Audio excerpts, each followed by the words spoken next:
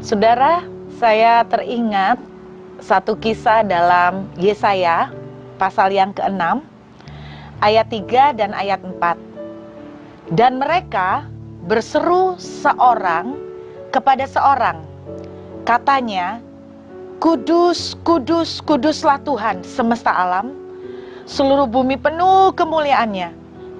Maka bergoyanglah alas ambang pintu disebabkan suara orang yang berseru itu, dan rumah itu pun penuhlah dengan asap. Saudara, kalau kita perhatikan di ayat ini, ketika orang-orang itu berseru seorang kepada seseorang, berarti antar teman mereka berseru. Apa yang mereka serukan? Mereka tidak membahas entertainment, mereka tidak gosip. Yang mereka serukan adalah kudus, kudus, kuduslah Tuhan. Yang mereka serukan adalah pujian. Yang mereka serukan adalah kata-kata pengagungan kepada Tuhan. Lalu Alkitab menuliskan ambang pintu goyang. Alas ambang pintu goyang. Alas itu bicara tentang fondasi. Sebuah rumah tanpa fondasi tidak akan pernah kuat. Jadi alas itu yang menjadi basicnya. Sampai Alkitab menuliskan itu goyang karena mereka saling berseru satu dengan yang lain. Dan kemudian setelah alas itu goyang, rumahnya pun ikut goyang. Apa yang hikmat yang Tuhan kasih melalui cerita ini adalah begini.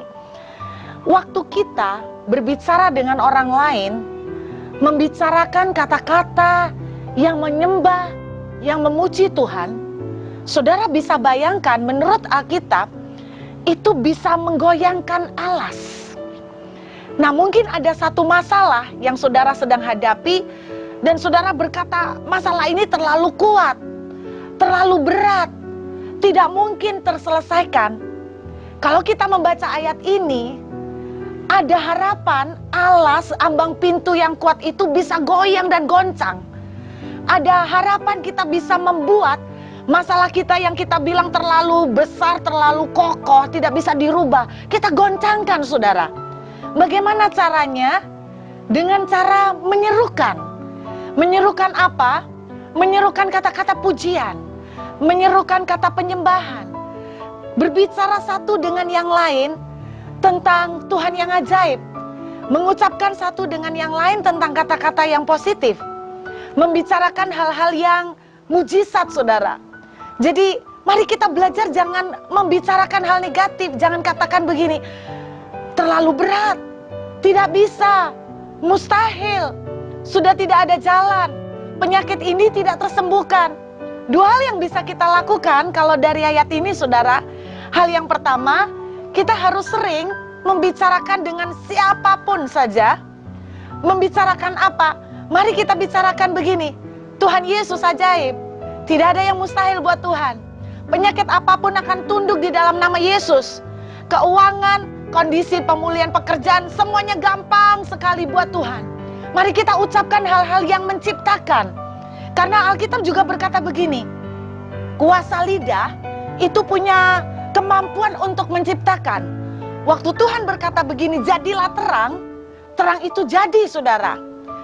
Jadi hal pertama yang bisa kita lakukan adalah kita harus membicarakan dengan orang lain hal-hal yang baik. Apa yang saudara mau ciptakan? Saudara mau menciptakan pemulihan keuangan, maka bicarakanlah tentang pemulihan keuangan. Bicaralah bahwa ternyata Tuhan itu ajaib. Tuhan bisa membuka jalan bahkan sekalipun tidak ada jalan. Kalau kita mau bicara tentang kesembuhan, maka bicarakanlah dengan orang lain. Jangan bilang penyakit ini sudah tidak ada jalan. Ini kita tinggal nunggu mati. Nasib saya sudah tidak mungkin dirubah. Dokter sudah angkat tangan. Kami cuma punya waktu 3-4 bulan. Saudara, ayo coba belajar. Daripada ngomong yang negatif, ucapkan dengan teman-teman yang lain. Kondisi saya akan baik. Oleh biru-biru Yesus saya akan sembuh.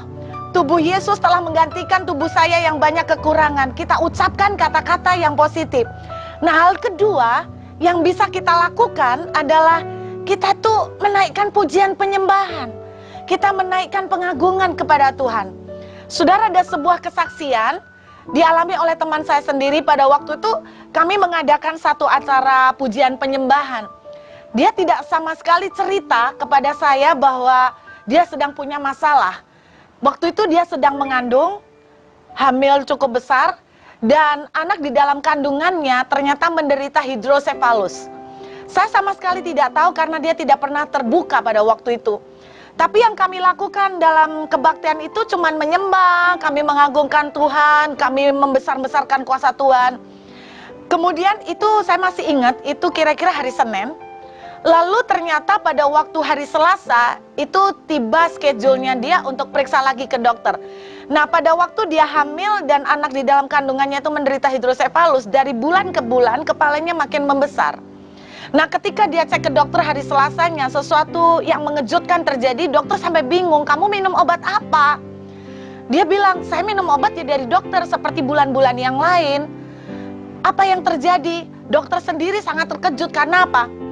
Kepala baby yang ada di dalam kandungannya itu kembali menjadi normal, saudara.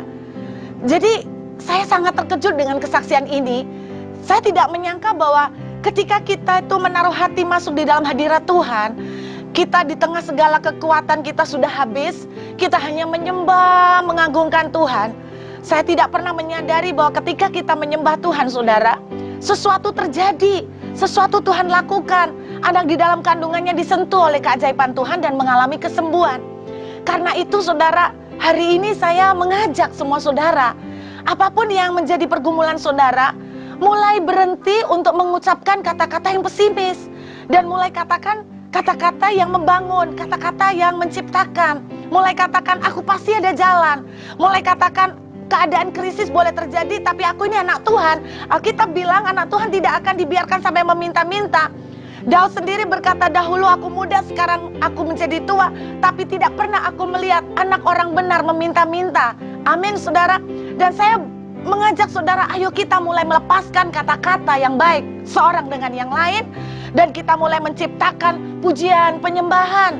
Saya berdoa 2 tips ini akan menjadi jalan untuk membuka keajaiban dalam kehidupan saudara. Ingat saudara, ketika mereka berseru seorang dengan yang lain, lalu mereka menyembah Tuhan, dan mereka berseru dalam nyanyian kudus-kuduslah Tuhan, Alkitab menuliskan asap turun. Asap apa ini saudara? Asap kemuliaan Tuhan, asap surga terjadi. Kalau engkau mau melihat rumah tanggamu berubah, kalau hari ini rumah tanggamu sedang kaku, sedang banyak tekanan, saudara menyembah Tuhan, asap surga akan turun, asap yang tercampur tangan Tuhan itu akan datang, kemuliaan akan terjadi, rumah itu akan digoncang, karena ada pemulihan Tuhan akan Tuhan lakukan. Karena itu hari ini jangan menyerah saudara, mari kita mengucapkan hal-hal yang positif, dan mari kita bawa hati kita menyembah. Saya berdoa, mujizat akan saudara segera terima. Tuhan memberkati.